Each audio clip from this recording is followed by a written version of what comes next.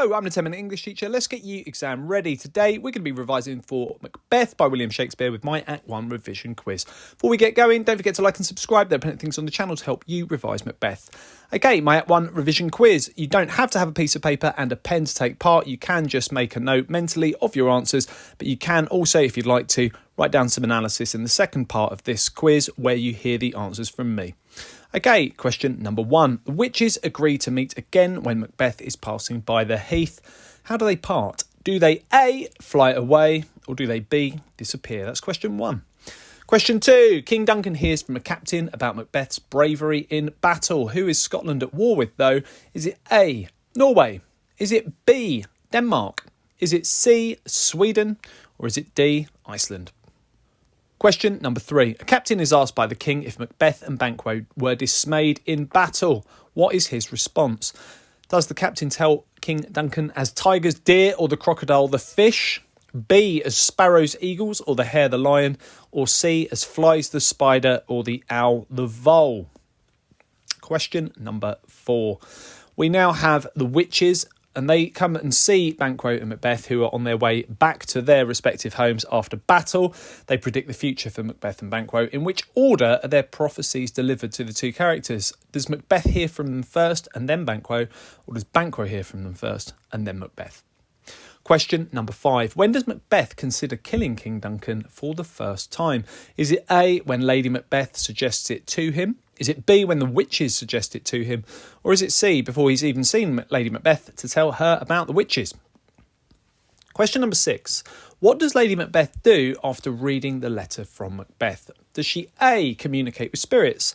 B, does she send someone to find Macbeth for her? Or C, does she invite Duncan to come to stay? Question number 7. Seeing Macbeth's castle when he eventually does come to stay makes King Duncan feel what? Is it A, uneasy, B, pleased, or C, generous? Question number 8. What gift has King Duncan brought for Lady Macbeth in Act 1? Has he bought her A, some horses? Has he bought her B, a diamond, or C, wine? Question number 9. Which of the following 3 statements is not true of Macbeth? A, he wants children. B, he had a child who died. Or C, he would never hurt a child. Question number 10. At the end of Act 1, there is an argument between Lady Macbeth and Macbeth. Who has the final word in that argument at the end of Act 1? Is it A, Macbeth, or B, Lady Macbeth? Okay, so we've had 10 questions that test our understanding of the key events that take place in Act 1. Let's review the answers now. Okay, question number 1. The witches agree to meet again when Macbeth is passing by the heath. How do they part? They hover through the filthy air, so they fly away. It's a line that I really like. Shakespeare wouldn't have had the ropes and things like that you might have today. If you go and see Macbeth on stage, there's all sorts of things that we can do in the theatre today that we wouldn't have been able to do in the Jacobean time. So Shakespeare has to be really obvious about the different actions that are taking place in the play. They fly away. They disappear later after speaking to Macbeth and Banquo. They simply vanish. 2. King Duncan hears from a captain about Macbeth's bravery in battle. He's cut someone from the knave to the chaps.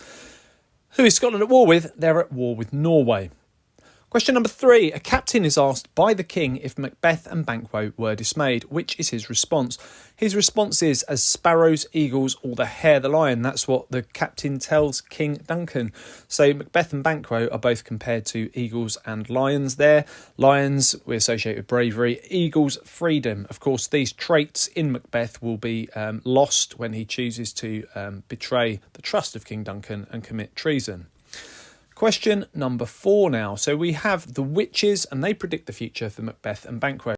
They speak to Macbeth first. They say, "Hail Macbeth, Thane of Glamis." Then they name him Thane of Cawdor, and then they tell him he'll be the king. They then speak to Banquo. He says, "Speak then to me, who neither beg your favours nor fear your hate." So he's less trusting of them. They tell him that he is going to be lesser than Macbeth but greater, and he'll be less happy but happier, and also will have kings. Their response to the witches is very contrasting. Macbeth wants them to stay and tell him more. "Stay you imperfect speakers, tell me more." And Banquo is less trusting of them and says, "Can the devil speak true?" So Macbeth is very much affected by what they have to say. Banquo is less trusting of them. And of course, they will go on their separate journeys in the narrative after that moment. When does Macbeth consider killing King Duncan for the first time? Now, he's on his way home, and shortly after seeing the witches, he's told that he's about to become the Thane of Cawdor. So that prophecy seems to be coming true very shortly after.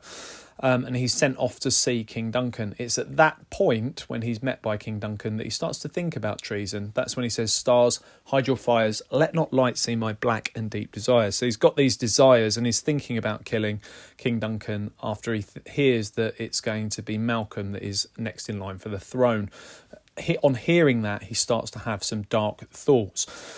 Lady Macbeth does suggest it to him. He says that King Duncan is about to come and stay with them, and at that exact moment she talks about treason. The interesting thing about the witches is they don't suggest that Macbeth should actually kill King Duncan. It's of his own volition. They don't give him any suggestion. They just tell him what his future will be. It's Macbeth that makes that happen. So interestingly, the witches aren't actually responsible for any acts of evil. They just simply tell Macbeth the future.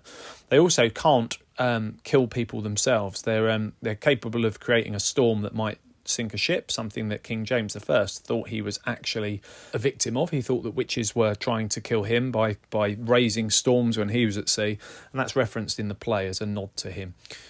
We've got question number 6 now. What does Lady Macbeth do after reading the letter from Macbeth? It's at that point that she communicates with spirits. She says, "Unsex me here, come to my woman's breasts and take my milk for gall." We can imagine that it's spirits that she's communicating with in those moments. She doesn't need to send someone to find Macbeth. He arrives very shortly after, and it's Macbeth's news to her that King Duncan is coming to stay. Seeing Macbeth's castle makes King Duncan feel what? He feels pleased. Seeing the castle is something that brings him joy. He says, "This castle hath a pleasant seat," and that's obviously ironic because we know that he's about to be killed there, and this obviously makes us feel uneasy. It's important to note that he is a generous king. He's actually gifted the title Thane of Cawdor to Macbeth, and has also brought forth golden opinions of him, is what Macbeth says. So clearly he's somebody who's very respectful and generous, and he's also brought a gift for Lady Macbeth. What gift has King Duncan bought for Lady Macbeth? It is a diamond that she is gifted by King Duncan. They've arrived by horses, and after King Duncan is killed in Act 2, it's said that they have fled and are eating each other in the woods, and wine is used to get King Duncan's guards very drunk indeed, so that Macbeth can kill them and blame the murder upon them. It's a diamond that she is given. Which is not true of Macbeth. Well, it's true that he would never hurt a child. He does send his murderers to kill Fleance, and then later on Lady Macduff's castle is stormed and she and her children are killed. He wants children. When he says bring forth men children only, he's commanding Lady Macbeth to give him a son so that he can have an heir to his throne. And they did have a child who died. Lady Macbeth says, "I have given suck." And when she says that, she's actually referencing a baby who they had who passed away. Who's got the final say in the argument between Lady Macbeth and Macbeth at the end of Act 1? That is Lady Macbeth. Macbeth doesn't want to kill King Duncan and says we'll proceed no further in this business.